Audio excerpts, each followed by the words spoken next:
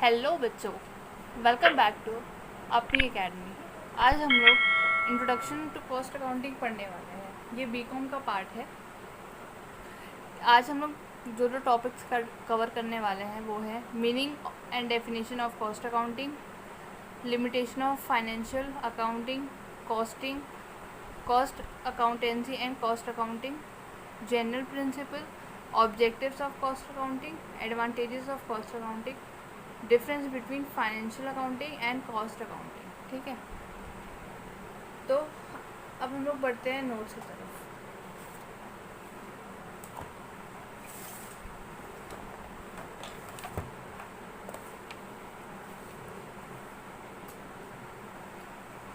पहला टॉपिक है हमारा meaning and definition of cost accounting. यहाँ पे C A stands for cost accounting, confuse मत होना। CA is a branch of cost accounting and has been developed due to the limitations of financial accounting. Financial accounting के limitations के चलते हुए cost accounting का branch develop हुए बना है। ठीक है, nature of cost accounting, the analysing, recording etcetera and the rules of cost account as that of the historian, new agent etcetera. कहने का मतलब है कि जो कॉस्ट अकाउंटिंग होती है, जब भी हम लोग कॉस्ट अकाउंट्स बनाते हैं तो हमारा जो मेन रोल होता है कि एनालाइज करना, उसको क्लासीफाई करना कि वो कॉस्ट कहाँ से इनकर हो रहा है। ये सब हम लोग को दिमाग में रख करके हमें अकाउंट्स प्रिपेयर करना होता है। ठीक, यहाँ पे मैंने कॉस्ट अकाउंटिंग की डेफिनेशन कोट की है, given by Wheldon. Cost accounting is defined as the application of costing and cost accounting principles. यहाँ पे भी कॉस्ट अकाउंटिंग प्रिंसिपल्स होते हैं जो कि मैं आगे पढ़ाऊँगी आपको। Methods and techniques to the science, art and practice of cost control and ascertain of profitability. Ascertain of profitability मतलब कि कहाँ से, किस अकाउंट से हमारा जो प्रॉफिट आ रहा है वो कैसे निकला है। ठीक है, limitation of financial accounting. Financial accounting की क्या क्या लिमिटेशन थी due to which cost accounting is developed. ठीक है, weakness not spotted by the collective results. इसका मतलब क्या हुआ कि जो फाइनेंशियल अकाउंटिंग है वो एक स्पेसिफिक रिज़ल्ट या फिर एक कंबाइंड रिज़ल्ट देता था। वो ये नहीं पता था कि डेली हमारे कौन कौन से एक्सपेंसेस अकर हो रहे हैं। वो एक कंबाइंड, जैसे हमारा बैलेंस शीट बनती है, प्रॉफिट एंड लॉस बनती है, तो वो क्या होती है, वो हमारी होती है ईयरली बेसिस पे। ठीक है, next, do not help in fixing the price. We get the total cost of production, it do not aid in determining price of product services. इसमें भी कि जो भी हम लोग प्रोडक्ट मैन्युफैक्चर करते हैं उसकी एक डिटरमाइंड प्राइस या फिर इंडिविजुअल यूनिट की कोई भी प्राइस कोट नहीं की जाती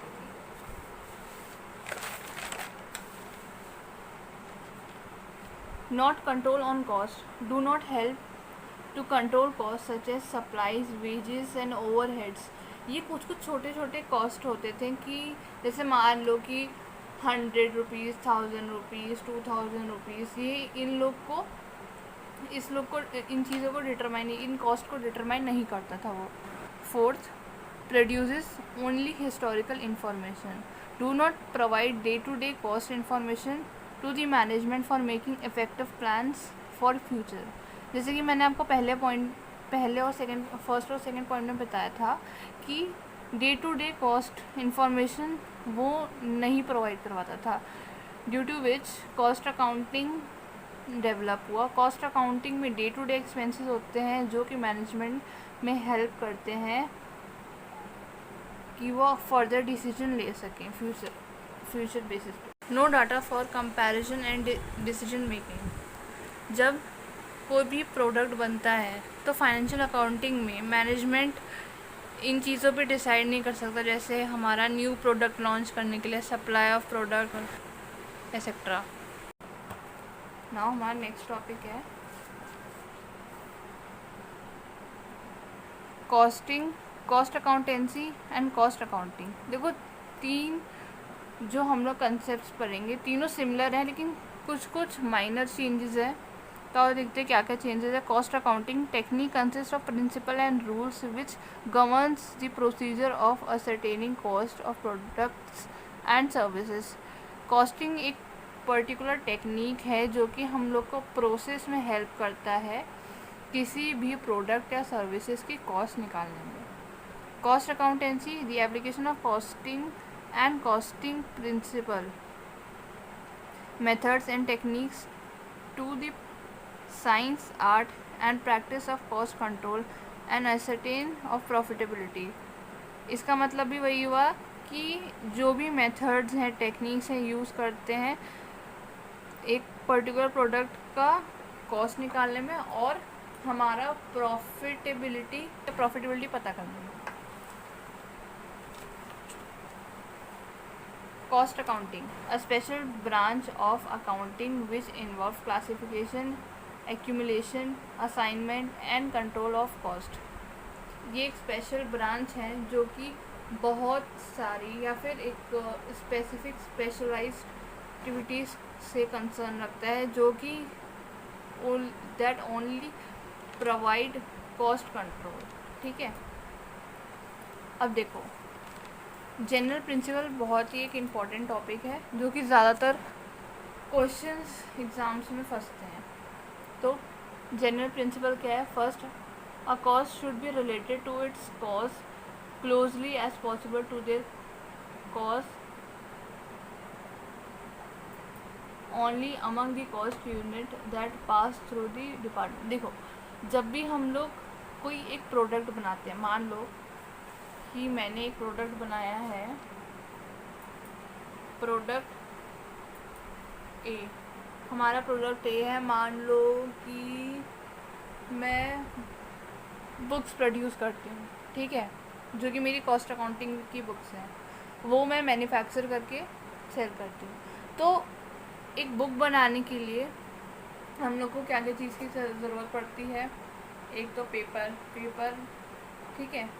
तो जो आइटम्स मैं मंगवाती हूँ उसकी एक पर्टिकुलर कॉस्ट। तो जितनी भी आइटम्स हमारा कोई प्रोडक्ट बनाने में यूज़ आता है, हम लोग उसको उसी की वजह से जो हमारी प्राइस कोट होती है प्रोडक्ट की, वो कंसिडर होती है। और वही सारे डिपार्टमेंट में, ज़रूरी नहीं कि खाली एक इट इज़ नॉट नेसेसरी कि खाली एक डिपार्टमेंट ही कंसर्न होता है। जब भी कोई प्रोडक्ट बनता है तो ऑर्गेनाइजेशन में जितने भी डिपार्टमेंट्स होते हैं उनके पास वो प्राइस जो कोट होता है वो सर्कुलेट होता है, उसके बाद फाइनलाइज होके प्रोडक्ट मार्केट में लॉन्च होता है। ठीक, a cost should be charge only after it has been incurred. Cost of individual unit should be actually been incurred excluding selling cost. यहाँ पे ये कह रहे हैं कि जब भी हम लोग कोई कॉस्ट इंकर करेंगे उसी को हम लोग कोट करेंगे आगे किसी प्रोडक्ट के प्राइस में,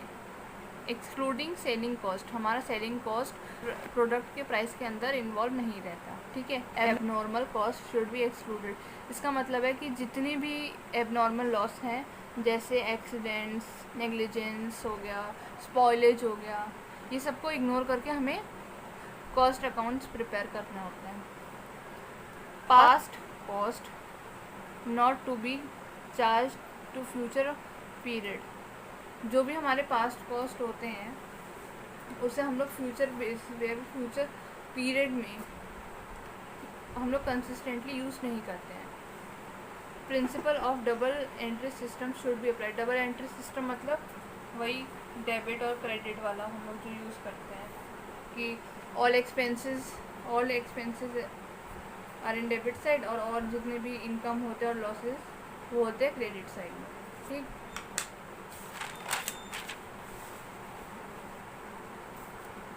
अब हम लोग पढ़ते हैं objectives of cost accounting. To analyse and classify all expenditure. जो भी एक्सपेंडिचर हमारा एक प्रोडक्ट बनाने में इंकर होता है वो सारे हम लोग कॉस्ट अकाउंट में इंक्लूड करते हैं। To provide data for periodical profit and loss balance sheet etcetera at such interval. जो हमारा कॉस्ट अकाउंट्स बनता है वो ईयरली बेसिस पर भी बनता है, मंथली बेसिस पर भी बनता है और वीकली बेसिस पर भी बनता है।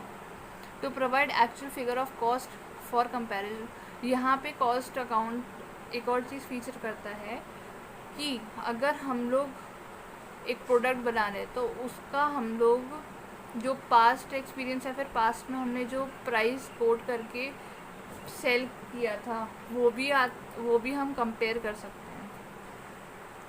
To present comparative data for different period and to provide guidance in the development of business. Fifth, to record the relative production results of each unit of plant and machinery. अब हम लोग बढ़ते हैं advantages पे।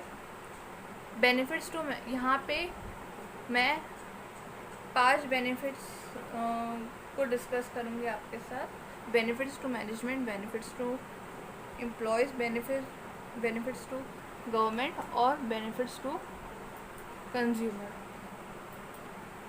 Benefits to management helps in price fixation, realising profitable and unprofitable activities and decision making. Benefits to employees introduces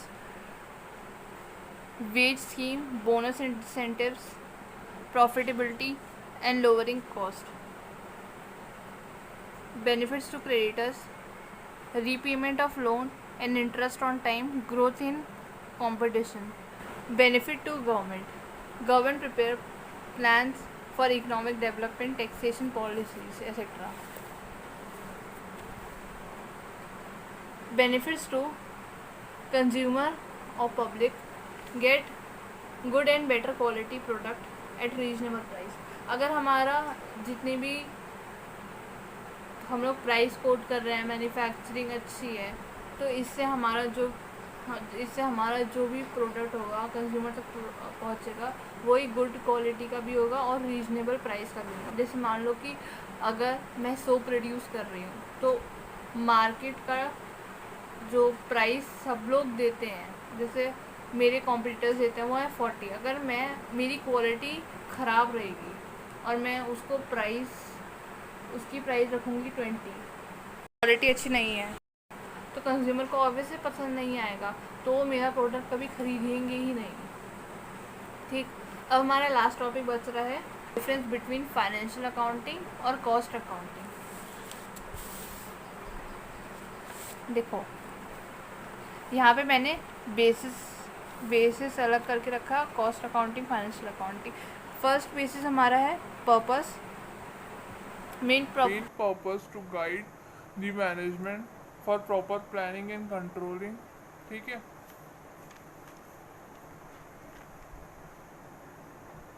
financial accounting का है reveals the result during the particular period for every concern. Particular period मतलब कि yearly होता है, तो ये yearly result देगा आपको। कवरेज डील्स विद एक्सपेंसेस और आइडेंटिफाइड विद प्रोडक्ट। इसके अंदर जितने भी एक्सपेंसेस इंक्लूडेड रहेंगे वो प्रोडक्ट के कंसर्न्स रहेंगे। जैसे मैंने आपको बताया था कि सेलिंग एक्सपेंसेस इंक्लूड नहीं कर रहे हैं, वही आ रहा है कवरेज के अंडर। Deals with whole organisation connected with manufacturing etcetera.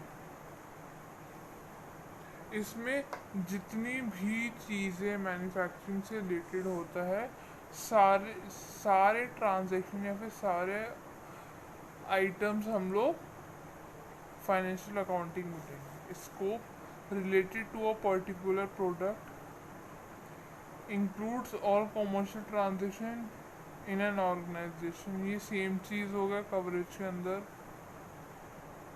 Financial statement में एक अकाउंट्स बनता है जो कि लास्ट में प्रेजेंट होता है, वो है कॉस्ट स्टेटमेंट ऑफ कॉस्ट। और फाइनेंशियल अकाउंटिंग में है profit and loss account and balance sheet.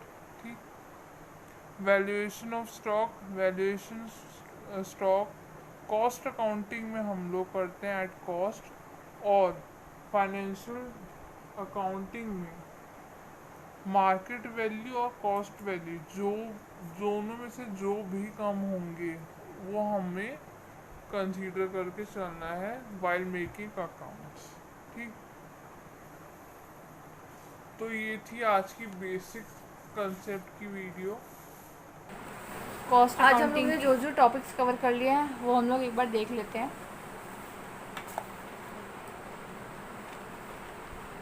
Meaning and definition of cost accounting, limitation of financial accounting, costing, cost accountancy, cost accounting, general principle, objective, advantages और difference between financial accounting and cost accounting. बाकी के जो topics बच रहे हैं, importance of cost accounting, essential of a good cost accounting, methods of cost accounting और limitation of cost accounting, वो मैं आपको नेक्स्ट वीडियो में प्रोवाइड कर दूँगी। अगर आपको PDF चाहिए तो आप मुझे कमेंट करके बता देना। अगर कंसेप्ट समझ में आए हो तो please do like and subscribe. Thank you.